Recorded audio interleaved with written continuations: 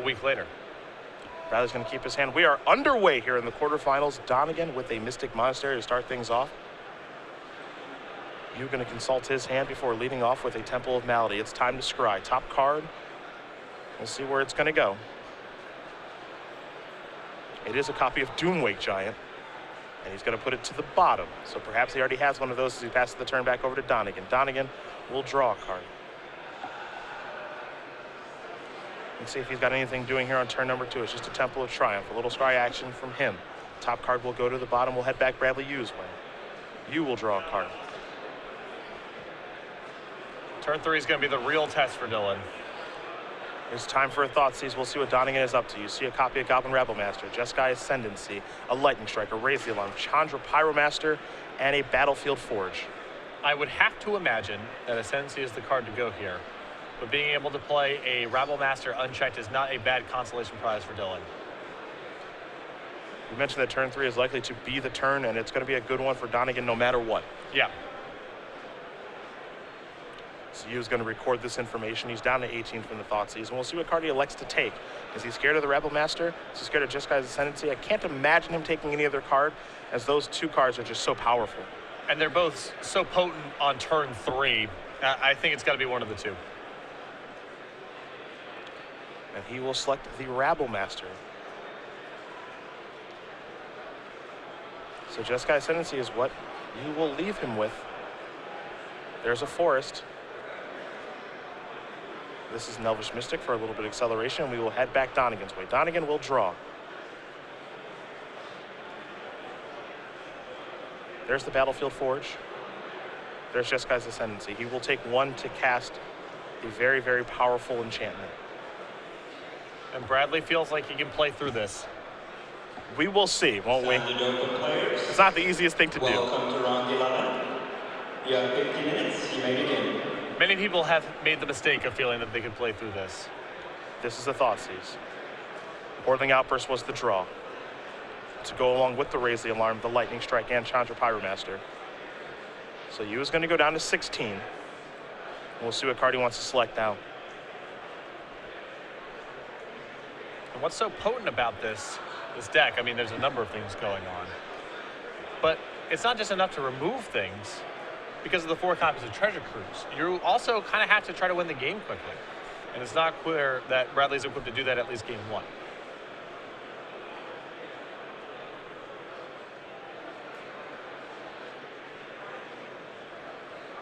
Decisions here for you.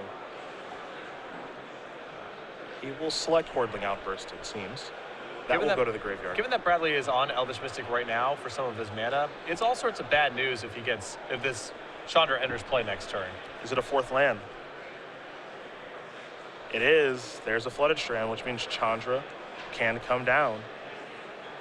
Donegan going to search up either an island or a plains, thanks to Flooded Strand. There will be an island, a beautiful one at that. Some APAC action. Absolutely. That card might be older than him, I'm not sure. Yep. It's possible I've been playing Magic longer than he's been alive. Jeskai's Ascendancy will trigger here. That's going to start happening more and more to the two of us. You know that, right? It is, I know. I'm terrified about that. He will discard a Temple of Epiphany. Chandra going to tick up. There goes Elvish Mystic. You will take 1 as well. He's down to 15. It's time for him to untap and take a draw. Hornet Queen the draw. Not what he was looking for, I imagine. Just has to pass the turn back. Very important for Bradley to fade that untapped land last turn. Donegan going to push the 0 button on Chandra. Reveal a Chandra to that. Will he replace? He will. Interesting. This will come in. He will trigger, I believe, Jeskai Ascendancy. Yes, he will. Discard a Shivan Reef. Now that's going up. Use will take 1. And we'll head back Bradley's way. Quick update for you guys. One of what will be many. Danny Jessup does win game number 1 here over Sam Black. Obs on midrange up a game over red-white tokens. It's a copy of Pelucrados World Eater here for you. You saw him play a land finally. But now the problem isn't even just the board that Dylan has.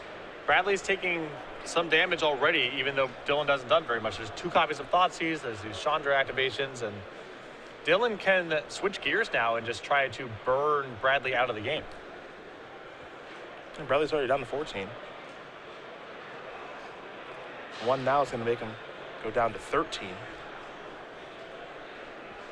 And it could be a burnout plan, as you mentioned. This is a Seeker of the Way.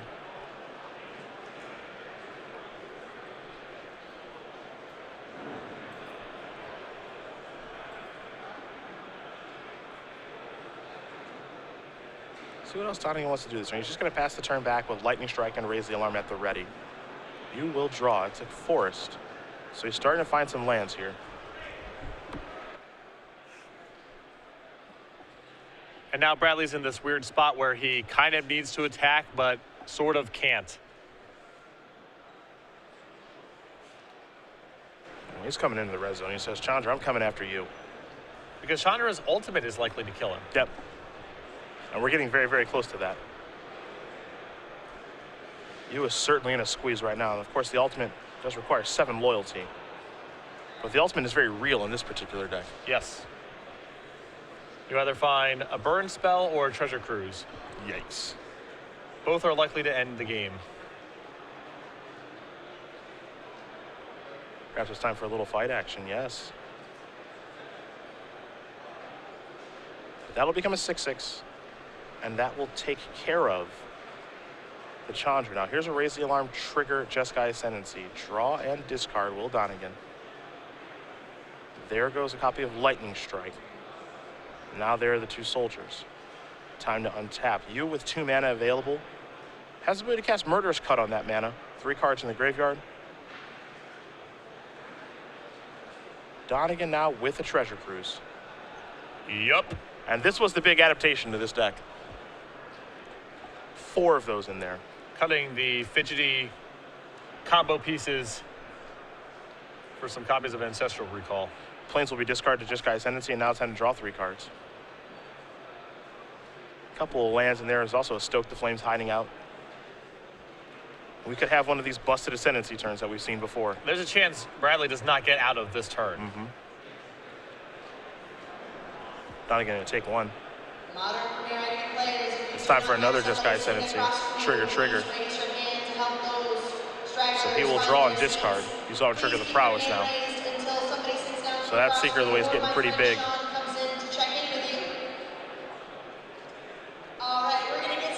There's a land for the turn. Now it's time to cast Stoke the Flames. Yep.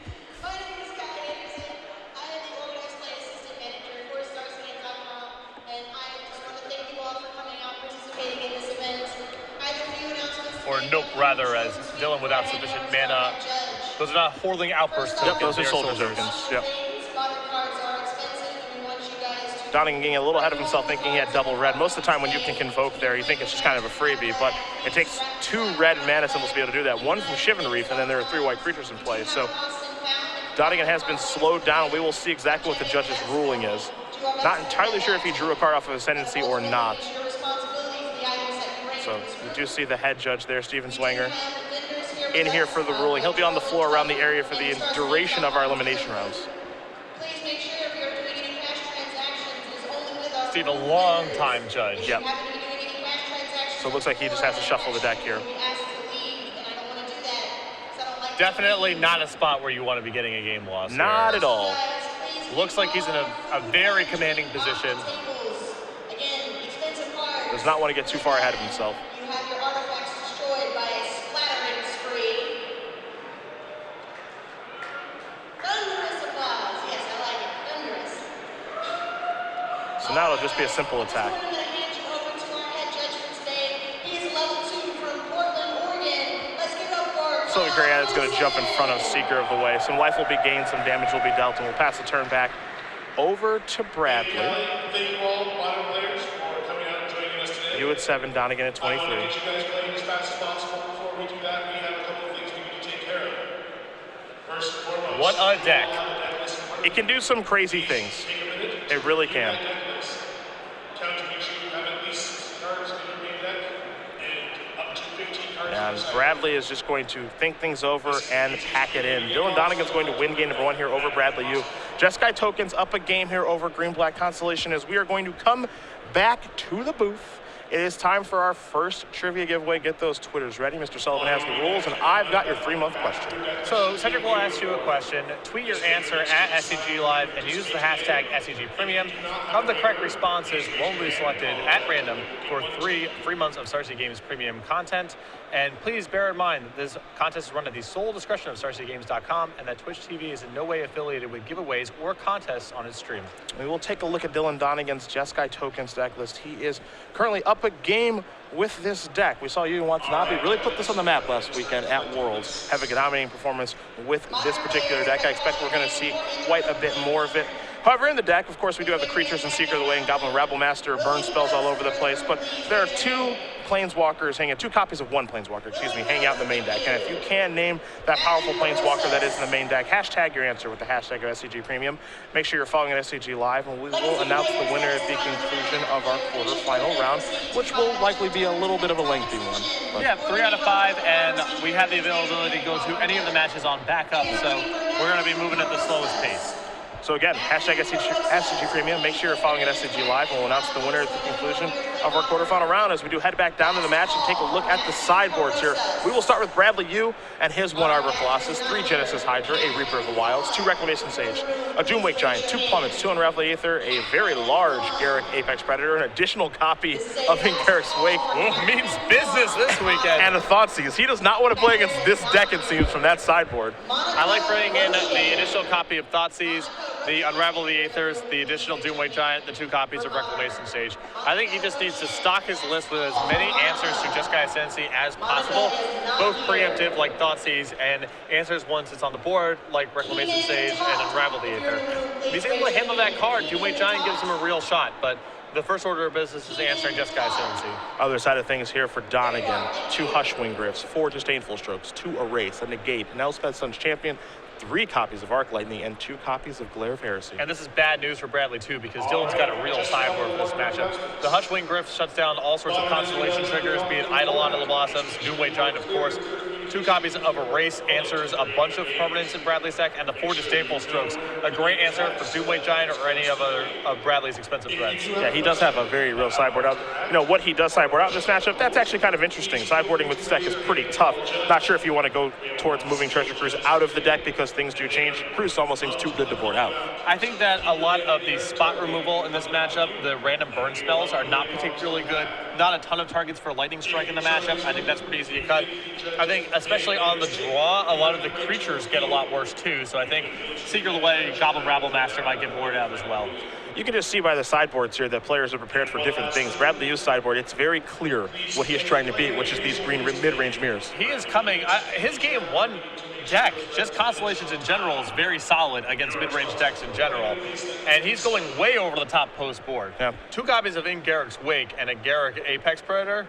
This man means business. Yeah, those games go long, and those might be the best trump cards in the format. I know a lot of people have gone towards Hornet Queen, and it's quite powerful, of course, but Garruk's Wake is the end boss, I think, of that mirror match. Well, it doesn't really matter what trump your opponent has if you have Garruk's Wake as one of your trumps. Yeah, but it's no good in this particular matchup. This might be the worst matchup you could have run into here in the elimination rounds. It's possible, decks like Blue-White Heroic, not going to be a good matchup, mono-red aggro. But in terms of the decks you would anticipate seeing a lot of at the tournament, this is the worst one.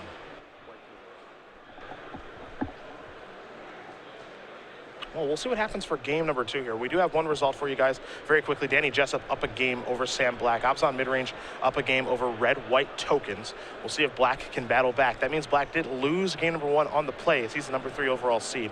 Philip Braverman and Jim Davis, that's our backup match. Jim Davis on blue-white control. Philip Braverman on Mardu tokens with his main deck copies of Doomwake Giant. And then Caleb Scherer playing white-blue heroic against Ryan Fleischer with Abzan Reanimator. That's our 4 versus 5. The winner of that match plays the winner of this match.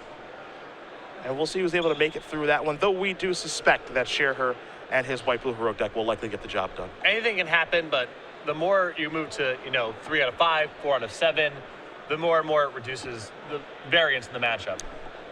It makes it much harder for an upset to occur.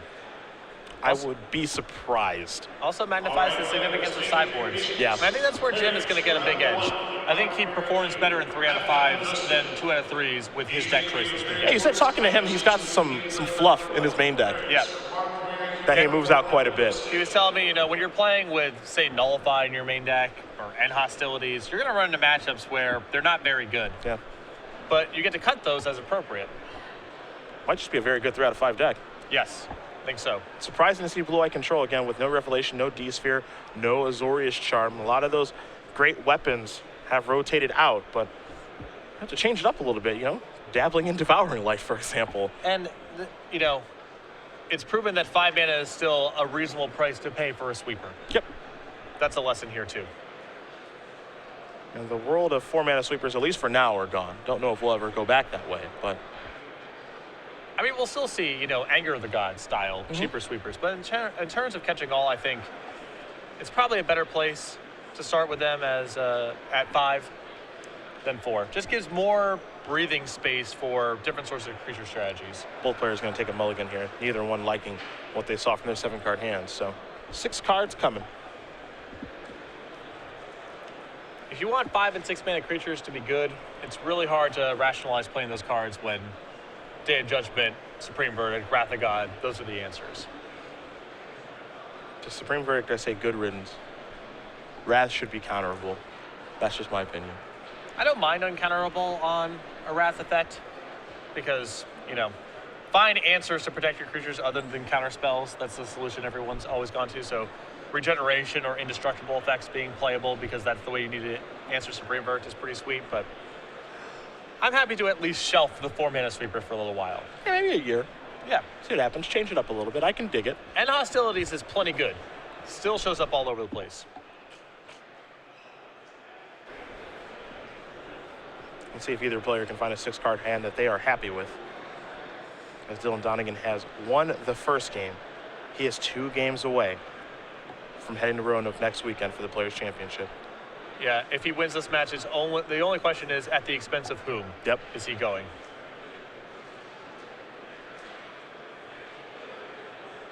Stephen Mann hoping that Bradley Yu can get the job done right now. All right, bottom players. Looks like Yu is going to keep. Donegan thinking about it. Your round clock will be the clock to your right of the open series stage. So keep an eye on that clock. It looks like we're going to be underway here in just a moment as Donegan set his hand down, so I think he is pleased with what he has found. Maybe Yu is the one, but here we are. He's going down to 19. And a Thoughtseize. Put him down to 17. Donegan's hand. He's got a Hushwing Griff. A couple of lands here, too. An island, a plains, a mountain, Battlefield Forge. It's not a bad hand here. Also, Seeker of the Way hiding out. But a little mana heavy. This is definitely a hand that needs something like Chandra or just Guy's Ascendancy to clean it up a little bit. No Temple there either. The Hushwing Griff's going to bite the dust, and we expected to see Donegan bring that in. It's huge in this matchup. Yeah, there's so many comes into play triggers in Bradley's deck. Reclamation Sage as well. Yeah, that's a big one. There's a plains, just a passing of the turn. We'll head back Yu's way. Urborg the draw. Here's a forest. There's a copy of Sylvan Caryatid. We'll go back over to Dylan. Great opening thus far.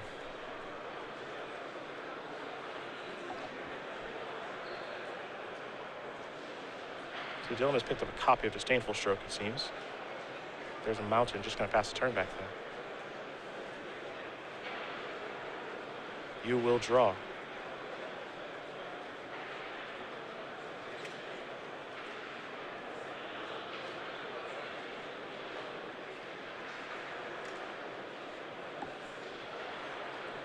Does Also- Bradley have something awesome to do this turn? Curious to see how much Bradley is going to play around Disdainful Stroke in these post-board games. Now, Dylan has no blue mana right now. So Yeah, the this coast is safe, clear right now. But There's a copy of Raise the Alarm. I've seen very good players take wildly different approaches to how they want to navigate Disdainful Stroke.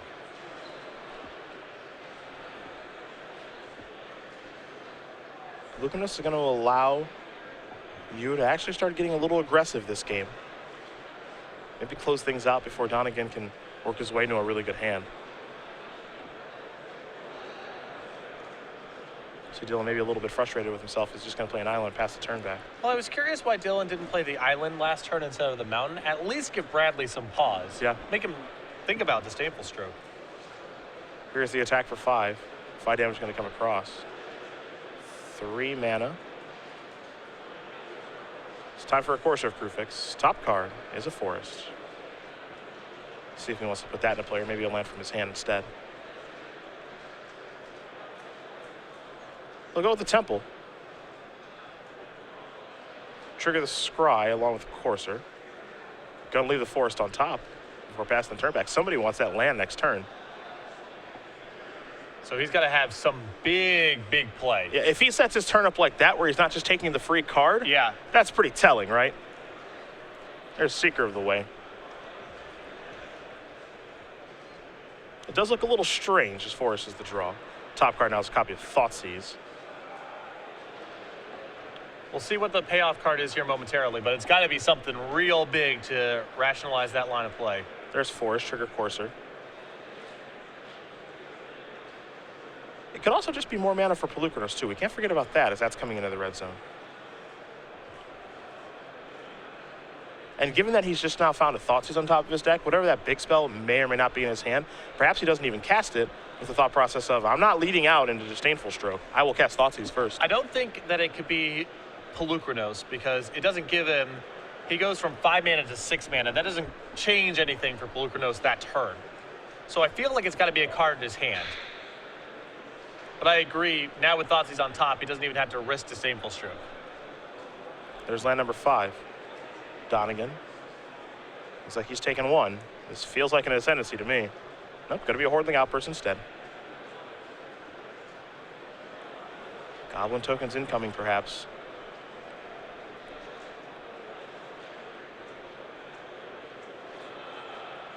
Now Seeker of the Way is going to come into the red zone.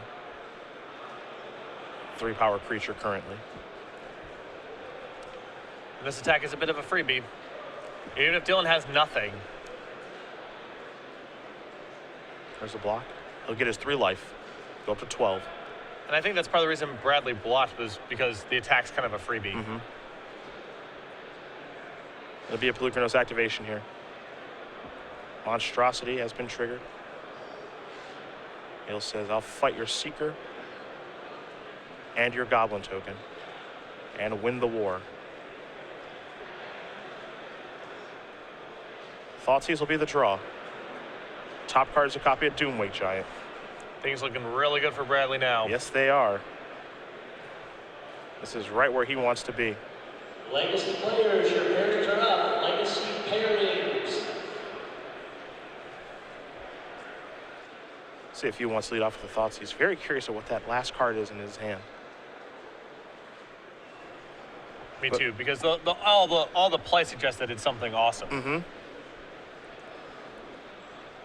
Now, to be fair, what kind of makes that play interesting is that, you know, we're sitting here and we're saying, man, if he doesn't take that land, he clearly wants that land for... If he doesn't take the land off the course or off the top of his deck, clearly he wants that land for something. He's going to land with Thoughtseize. But, you know, our thought process is, man, that card's got to be something... What if it's just nothing the entire time?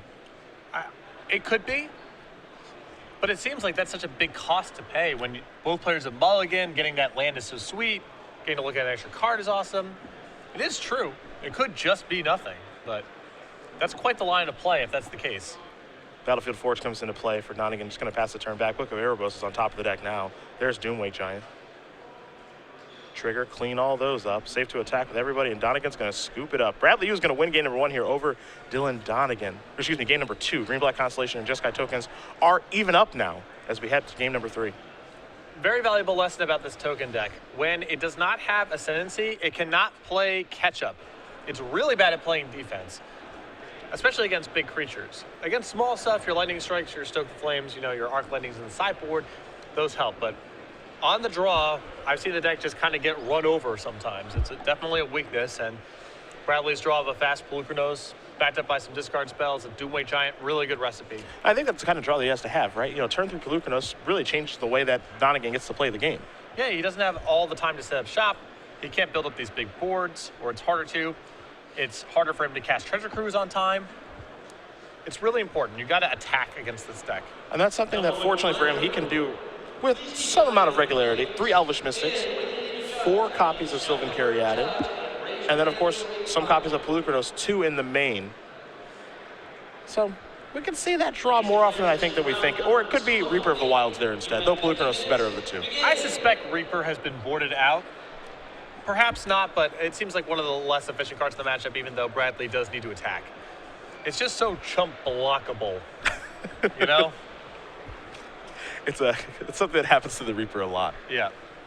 Quick update for you guys. Number 2 overall seed here in our elimination rounds, Jim Davis with blue-white control, up a game over Philip Braverman with Marty Tokens. Had a feeling if we hadn't heard anything about that match for a little while, JD was probably going to be winning Jim's that got one. him in the sleeper hold. Yeah. It's a very slow sleeper hold, but Yep. got the job done with blue-white control, probably thanks to Elspeth wrapping it up. So Jim Davis up 1 out of that best out of 5. And again, Danny Jessup, number 6 overall seed with Hobbs on mid-range, up a game over number 3 overall seed, Sam Black, though we are now just being informed that Sam Black did tie things up. So they'll be heading to game number 3 here shortly. For Jim Davis, his second invitational top 8. Yep. His first one in Indy. Dispatched me in the top 8. Oh, he colded you. Oh, yeah. And what was the matchup? Wastelands Zoo versus Goblins. It was a simpler time for Legacy. It was. I'm a little surprised your Zoo deck was defeated by Goblins. I'm not. You're not at all. Well, it was funny, too, because when the pairings got announced, I was so excited. Okay. I was like, oh, Goblins, that's a buy. And then I was like, oh, wait a minute, I'm not playing Burn, I'm playing Zoo. This is way worse. Oh, sure. Yeah. Sure. He also had mental missteps in his deck. Oh, that's a different time. Yeah. That's it was a different time. very specific window in Legacy history. That counter is Wild Nikotl, Yes. among other things. Lightning Bolt got countered. Yeah. Kurt Ape. Also, the deck just, for whatever reason, I don't know what was wrong with the construction. I'd have to go back and look at the tape. I just didn't have Taiga and Kurt Ape together very often. I often had one or the other, rarely both. Play more fetch lands. I had, there was some board where I had 2 Kurt Apes, 2 Plateaus, and a Wasteland. Now that's just good deck building. That's Every what draw that step's is. so exciting because if you draw a Spell Suite, if you draw a Taiga, it's like, oh my God. They're 2-3s now. Look out, ladies. A quick update for you guys on our 4 versus 5 match. Caleb Scherer, well, he's done playing Magic. He has won his match 3-0 already. That was, I mean, we were expecting a laugher, but that's fast even by our expectations. White Blue Heroic is moving on to the semifinals. He'll have a lengthy wait. But congratulations to him. For Ryan Fleischer, a heck of a tournament with Obzon Reanimator. Congratulations to him for making the elimination rounds, but he got the bad pairing. Yeah. That's all that Happens is. sometimes. Sometimes you play Wasteland Zoo and you run into goblins. Yes, you Can do. happen, yeah. Yes, you do. So Caleb Scherer going to play the winner of this match between you and Donegan. Donegan going to be on the play here for game number 3. I vaguely recall Pyrokinesis being really bad for me. That can be bad, especially when your Kurt Apes are always 1-1s. 1-1s, right. Yeah. Yeah, typically shouldn't be the case, but if they are 1-1s, life is pretty good for the Goblins player. Donegan going to start things off here with a Temple of Epiphany. Top card will now become the bottom one as we do pass the turn back over to you. You will draw. It's a forest. See if he has a Elvish Mystic or perhaps a Thoughtseize, but it'll just be a Temple of Malady. He'll scry. He'll consult the grip. And I believe I've sneaked a peek at least one Reaper of the Wild in Bradley's hand. You gotta get those beatdowns started sometime. The scry machine. Yeah. That's what it should be called. And it's still, I suppose frustrating is the word I'll go with if that card doesn't see more play. Well, even by the honest standards of our time, that card is exceedingly honest. I suppose all the text on it is relevant. You think it would be better. Well, there's a lot of matchups where a good portion of the text is not relevant. That's the problem. I suppose. Seeker of the Way on turn number 2 here for Donegan. This will be a Thoughtseize. Let's see what he's working with. 2 Jeskai Ascendancies. Can't take them both, along with the Rabble Master, Disdainful Stroke, and the 3rd land in Shivan Reef. Yeah, Dylan could not throw that hand on the table fast enough. Thoughtseize this. Yeah, he's got it rolled up pretty good right now.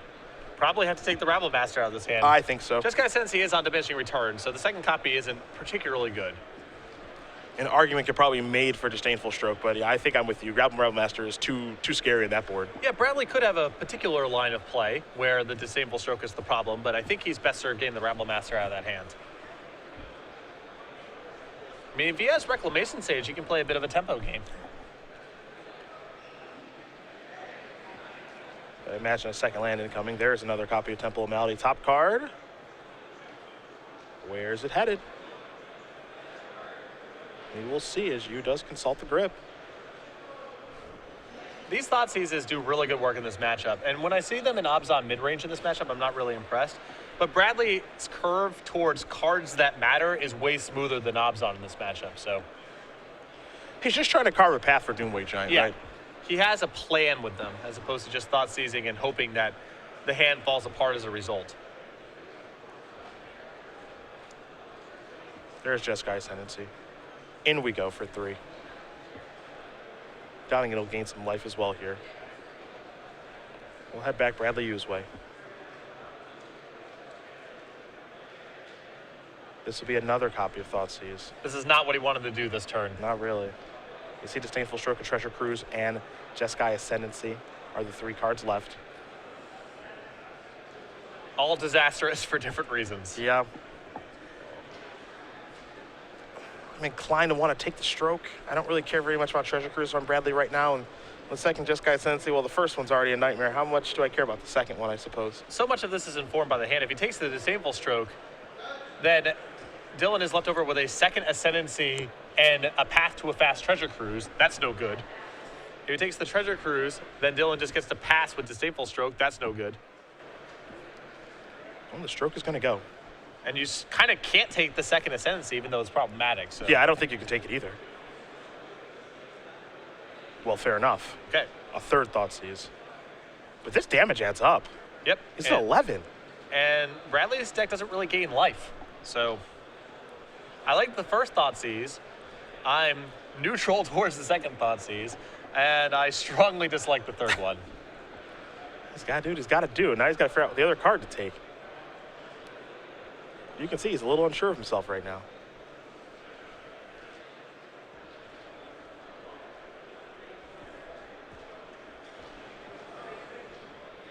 There goes Jeskai Ascendancy. Just going to leave him with a cruise. Try to strand that for a while. Yep. If Dylan just draws lands for a couple turns, Bradley's got a shot, and I think that's the way that Bradley has to play. Oh, there's a land. Want, want. It's a good one, too. I should have been more specific. Yeah. Yeah, perhaps a non-fetch land. Yep. This will allow Donegan now to cast Treasure Cruise. 4 mana plus 4 cards in the graveyard equals 8. 8 is great. And 3 cards are coming. So Jeskai Ascendancy will trigger. But he won't draw and discard with it. He will just draw 3 cards and serve in for 3 points of damage. Make it 4, excuse me. I like looting for free there. Put a card in the bin. Yeah, it's all random draws anyway, so might as well put a card in your graveyard when you have Treasure Cruise in your deck.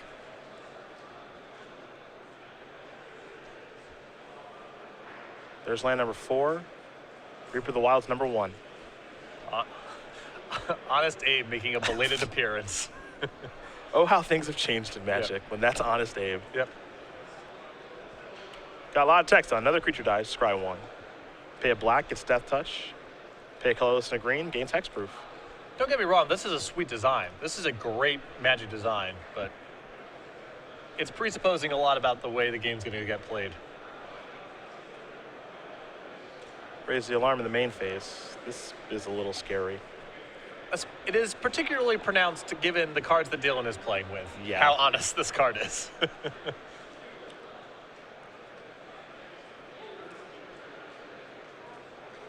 He's going to make sure he gets it right this time. Stoke them their flames. Stoke them their flames. Well, that's not going to work the way. That's not going to work the way he wants it to. Stoke once. There you go. It means that Bradley's dead in a turn, but it's not a kill this turn. Yeah. It does mean that Reaper of the Wilds is chump blocking. Trigger. Draw, discard island. That'll be attacking. The Seeker of the Way is large and in charge.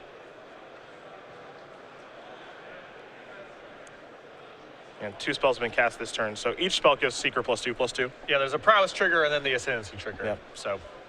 And Bradley knows he's beat, so he will pick up his cards yet again. Dylan Donegan's going to win game number 3. He's up 2-1 and 1 game away. from qualifying for the Players' Championship. This feels like a matchup where the seeding matters a lot too, because if you saw game 2, Bradley on the play, he's got a solid game plan. He's disruptive, he accelerates fast, and the cards that matter. On the draw, it's much harder. Both players going to take a look at each other's deck list again, make sure they have all the information ready. However, for those of you who are just joining us, we do appreciate having you. It is Cedric Phillips and Patrick Sullivan, also joined here next round by Patrick Chapin. And of course, we do have Nick Miller and Andrew Shrout on the sideboard for our Season 4 Invitational here from Seattle, Washington at SCG Live, hashtag SCGINVI for your tweets throughout elimination rounds today. We've got the elimination rounds of this here, as well as the elimination rounds of our 2-day $20,000 standard open as well. It's been great having Chapin back in the booth. Yeah. After a bit of a hiatus. He's been very busy winning professional tournaments. Yes. So I can excuse the absence, but it's been really fun having him back in the booth. Dylan Donegan, 1 game away for qualifying for our Players' Championship next weekend, December 20th and the 21st, Roanoke, Virginia. We'll be at the Star City Games Game Center. 16 competitors, $50,000. A heck of a format on that tournament too. It's going to be, when the pods go live, that's going to be a lot of fun. Yeah, it's going to be an absolute blast. Me and Matthias will be covering it. First place, it's just okay. Just around Christmas time there, who could use that? Also keep in mind that expenses, the travel expenses are covered. Yeah. People have hotels, they have flights, that all get situated. So it's a total freebie. And worst case scenario is you lose fast, you get your $500, you go hiking. Absolutely. See everything that Roanoke has to offer. Yep. The Star City itself. So we are looking forward to that tournament next week, and we hope you guys are too. A lot in the works for that. Some pretty large announcements we made at that tournament too. I think everyone knows we like to make our large announcements at our invitationals or Grand Prix or the Players' Championship. So stay tuned for that next weekend as we do bring you coverage all weekend long of that 16-player tournament to round out 2014. Crazy to think that this year is almost already over, and we'll be heading into 2015 too. This has easily been the fastest year of my life. Not even close. Yeah, in a good and bad way. Yeah. At least for me. Mostly it's been good. awesome. Mostly good. Yeah, but it has been quick.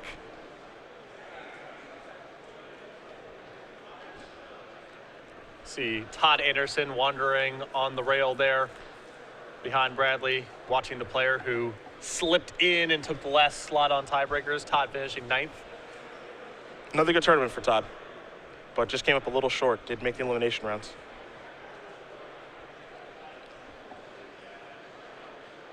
We might see him in Roanoke next weekend, because that's where he lives now, but we won't see him in the Players' Championship. I've been invited to some karaoke action when I get into town. Oh, perhaps. Yeah. That would be a little fun. Do you have a song of choice that you go to? I go to, I guess, Made You Look by Nas, but most places don't have that one. Interesting. That's not one that we could all sing along to. No. Nice. It's not really one that you sing. Nice choice of song for karaoke, Patrick. Dude, I don't think you understand Nas the is rules great. of the game. Nas is great.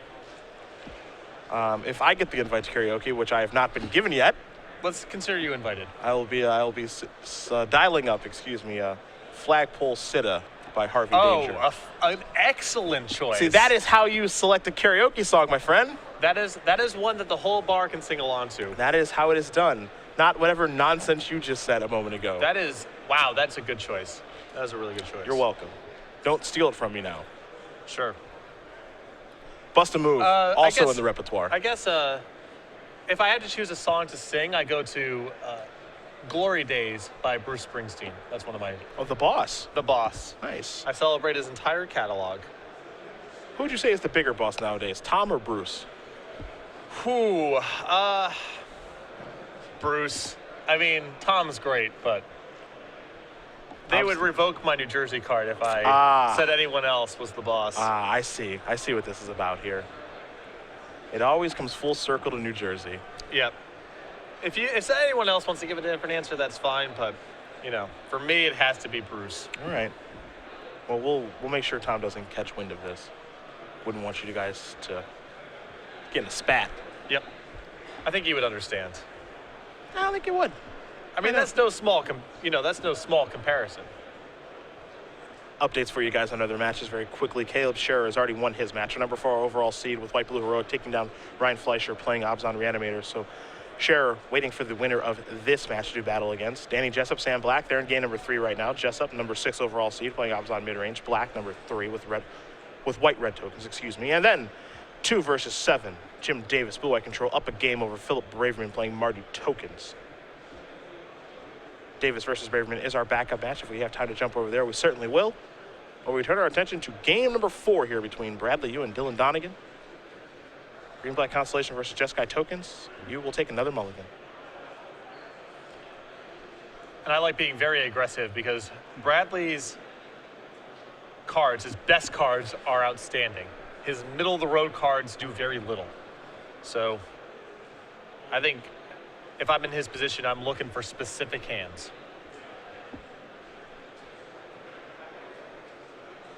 And there are specific cards and specific hands that he's looking for here, so it all does make sense. Acceleration into Doomwake Giant with something that can break up Ascendancy. Thoughtseize, Reclamation Sage. Unravel the Aether if he went as far as to bring those in. They're a little narrow, but Ascendancy is such a huge deal that maybe he has to bring them in. Yeah, it's a pretty silly Magic card, to say the least. Ascendancy? Yes. Oh, yeah. Yeah. That thing needs to leave. Get that thing off of the table as soon as you possibly can.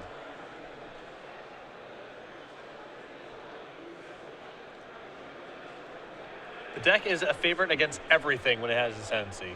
It's just what happens when it doesn't have Ascendancy. Then you're kind of playing a game of Magic. 6 cards, he's happy. A Jungle Hollow will start it up. He's a 21. You didn't even blink before you identified that gain lands. It's not amateur hour. Temple of Triumph here from Donegan. A Nykthos. And now Satyr Wayfinder. Let's take a look at the top 4. A Thoughtseize, a Doomwake Giant, a Forest. Let me get a second Forest. Forest will be out to the grip. Other 3 cards to the bin.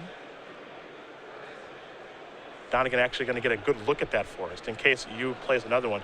And that's a small thing, but this is part of the reason that a lot of people play the exact same lands. Yep. Is because you can pick up information from that. I am so neurotic about matching artwork.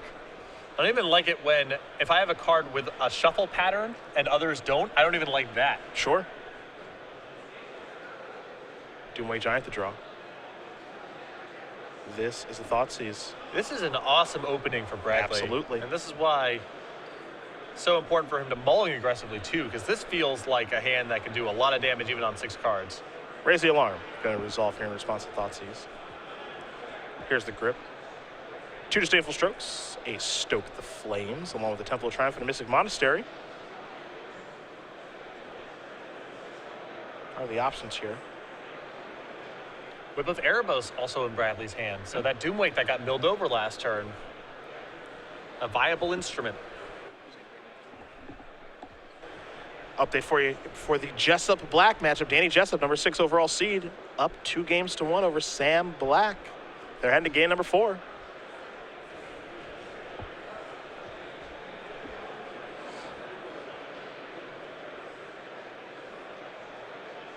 I think we're going to have some time to get to the Jim Davis sleeper hold. I have a feeling you're correct. He is trying to cinch it in once again. And Jim Davis is not the fastest player even in the best of circumstances. This is true. A very difficult Thoughtseize here for Bradley Yu. Yeah, unlike the previous Thoughtseizes, this is because Dylan's hand's not particularly good. Yeah. Stoke the Flame's going to bite the dust. You see the last card that is over there that you guys could barely see is actually a copy of Jeskai Ascendancy. He's actually leaving that in hand, which leads me to believe he probably has an answer for that card.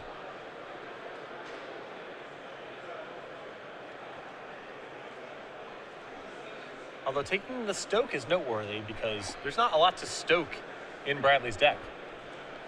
Quick block there from Satyr Wayfinder. There's a Temple. Top card stays on top. Going Bradley Yu's way. And you can see Reclamation Sage in hand, Yep. so he's got the Ascendancy covered.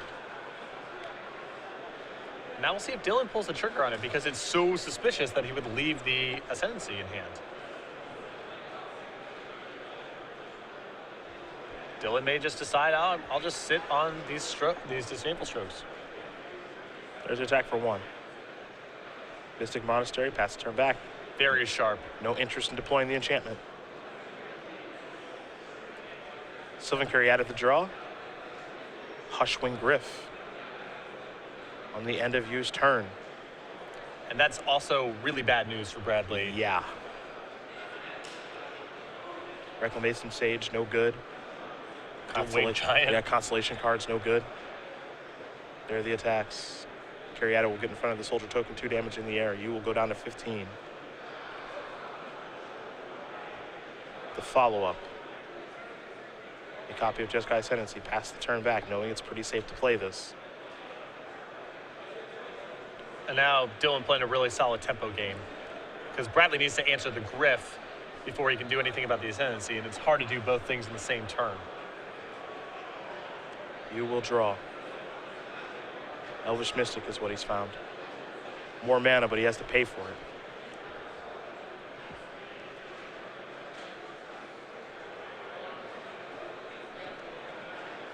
If you let Dylan untap with this Ascendancy, you might not get a chance to touch it again. Yep. Or it might not matter even if you get it off the table. The damage will already be done. Yeah. Unravel the Aether. That'll take care of that. It's a timely answer. So it'll get shuffled back in. It's a starting point. Yeah. You got to start somewhere. I mean, it couldn't be Reclamation Sage, so. Elvish Mystic will come down. We'll head back Donegan's way. Hughes slowly but surely working his way towards some mana. Donegan in with Hushwing Griff. Mana, but to what end? Because if you can't kill the Hushwing Griff, a lot of his deck just doesn't operate. You down to 13. Donegan still at a very healthy 20.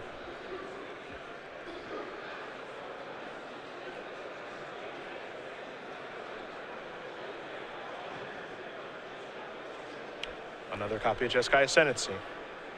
And a passing of the turn. Pelucranos, World Eater to the draw. CU has a copy of Whip of Erebos in his hand. A Doomwave Giant over there as well. Almost anything that doesn't answer the Ascendancy or the Hushwing Griff represents a turn taken off. Yep. Even if Bradley casts things. So even though Pelucranos and Whip, these are not bad Magic cards, I just don't know if Bradley can win with this kind of play. He has no choice, but it's going to be really hard to win now, I feel like. There is Pelucranos.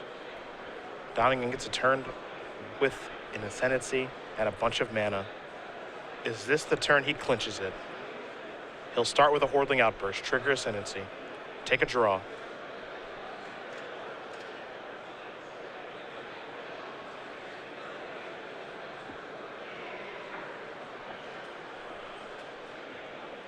What will he discard is the question.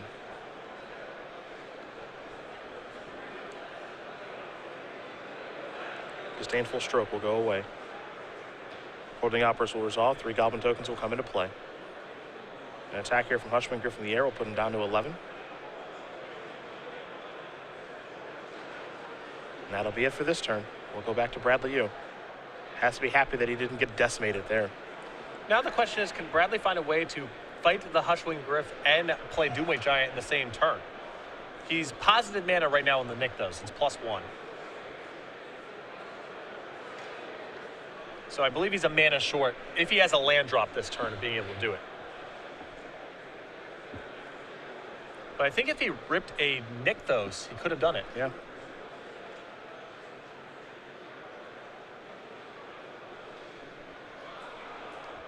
So if he's activating Nykthos here, which it looks like he may be, he will fight over here. 1 mana left floating. 2 and 3. Reclamation Sage. Still a very good turn. Yep. Take care of the Jeskai Ascendancy. There goes the powerful enchantment. Pelucranos worth its weight in gold in this matchup. It's very good. It's a clock and it's disruption, and Dylan needs both.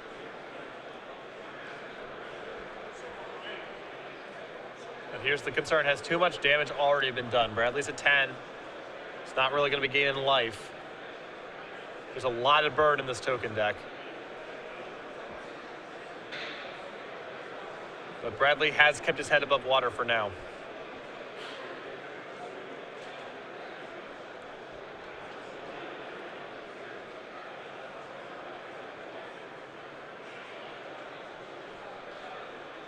But it looks like Dylan's working with a pretty solid hand. Yeah, I mean, he's got some nice stuff over there, does Donegan.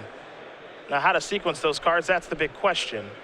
But he's definitely got some nice cards over there. Disdainful Stroke and Stoke the Flames among them. And a race. Yep. He can play offense or defense. Which way does he go, though? That's the tough part. He's just going to pass the turn back, which, again, represents a lot. I don't know if he can really advance his board too much because making an attack is rough. Bradley's got a lot of blockers, and he also needs to be very concerned with Doomway Giant right now, so seems best served to err on the side of caution. Oh, will you actually try to cast Doomway Giant this turn is a question. Bunch of mana through Nykthos.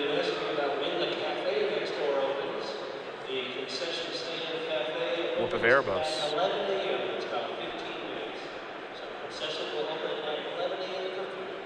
Will that resolve?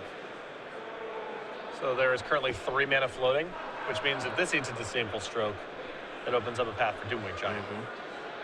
And there's Doomway Giant now. So he doesn't have enough black mana to actually cast Whip and activate it. Yeah. He's short 1 black. So if Dylan does counter the Whip, then he can play the Doomway Giant and kill everything.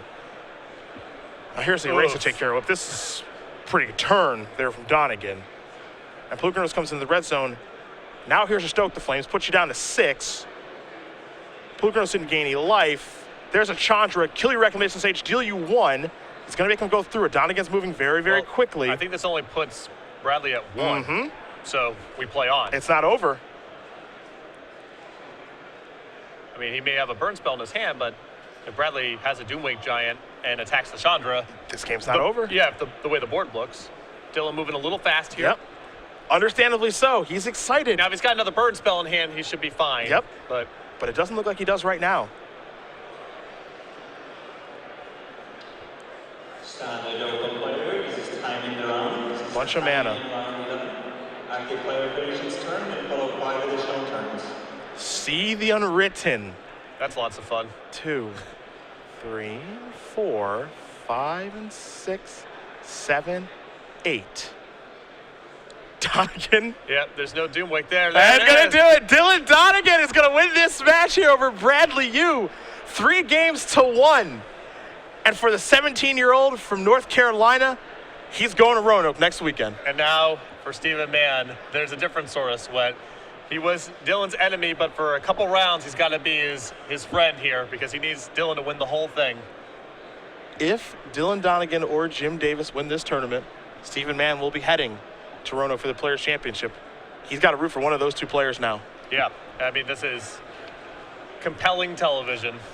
But he has done his job as the man on the right. Dylan Donegan with one hell of a tournament here. Number 1 after day number 1. 8-0. Didn't relinquish that. We have seen that happen before to many players. Got the job done. He's going to the Players' Championship. And